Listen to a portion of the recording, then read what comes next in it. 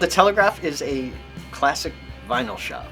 We like to pride ourselves on being an old school record store. Our store is maybe a third new releases and about 2/3 used. We also carry some CDs because some people haven't caught on to the glory of vinyl again and are still using them. We'll have local bands play, sometimes doing solo stuff, which can be pretty interesting because you have, some of these guys who play in bands and you only ever see them at full volume, and you get them in here and they do something a little more stripped down. On the record that you recommended last week. Yeah. Are you going to get married? I'm going to pick up both of them now. Oh, are you? Great. There you go. Oh, thank you very much. Thank you. We'll see you again. Yeah, that was kind of, I don't know. Dead Mouse? What do you think about Dead Mouse? I haven't heard it. I haven't heard the Dead Mouse. It looks cool. My favorite new release Amanda Palmer. Right now it's Amanda Palmer. It's Amanda Palmer and the Grand Theft Orchestra. Yeah. I'm losing my indie rock roots to my Americana, See? whatever Yeah. you call that thing Yeah, that I'm getting. yeah. It's a growth on the back of my neck. I just can't seem to get rid of it. It's going to morph into like strange hat or something on top of it.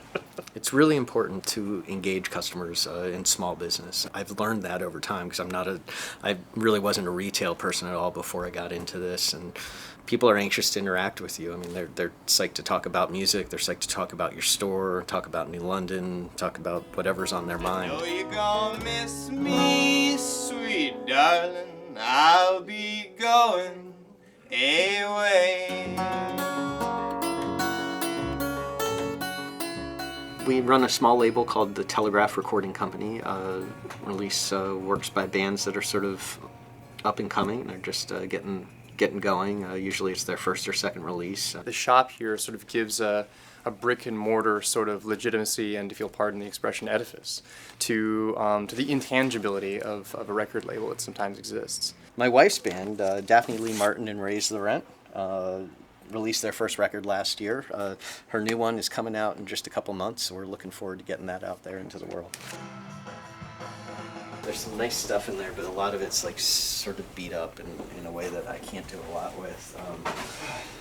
A lot of our acquisitions come to us from people who are trying desperately to unload somebody else's collection. Someone's moved on, someone's passed on, someone's passed it off to them, something like that. In this case, we got 116 of them here. I'd reckon we got less than 10%. It's, a lot of the covers are really shot, some water damage. You don't want to come in and try to justify buying something that looks like this, that's kind of like chewed up and fallen apart and, might have been in a flood someplace. CDs, the lost child of history. It's so strange, because on some level I kind of watch that get born, evolve, and then, go the way of the dodo and the dinosaur, all in this short space of I've watched life. it with cassettes at this point. Yeah. I watched cassettes. Yeah. I remember 8 tracks. I had an 8-track player.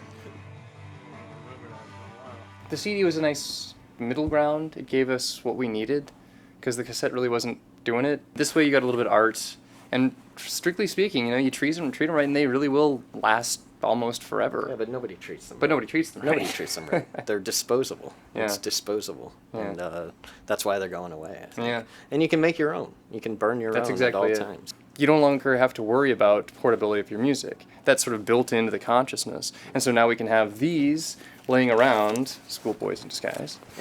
And these, right. So you enjoy we this prefer at home. these. Exactly. Because this sounds better.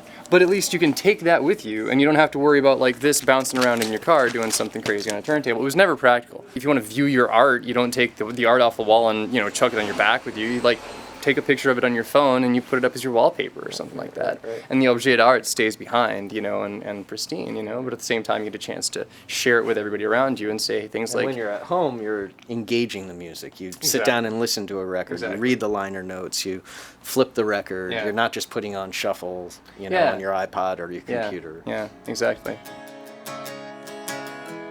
It's okay. It's alright. Don't let the lightning keep you in. I feel like we're providing a service as much as anything. We're filling in a gap that was, empty in our community for a long time. There wasn't music stores have always been places where you congregate and talk about music as much as it is buying music. I don't care if people are downloading stuff. I think that's great. I mean, the more people listening to the more music, the better as far as I'm concerned. But ultimately, at some point, you want to have something to hold and cherish and to pass on and to share with your friends and your family. And vinyl is the way to go with that.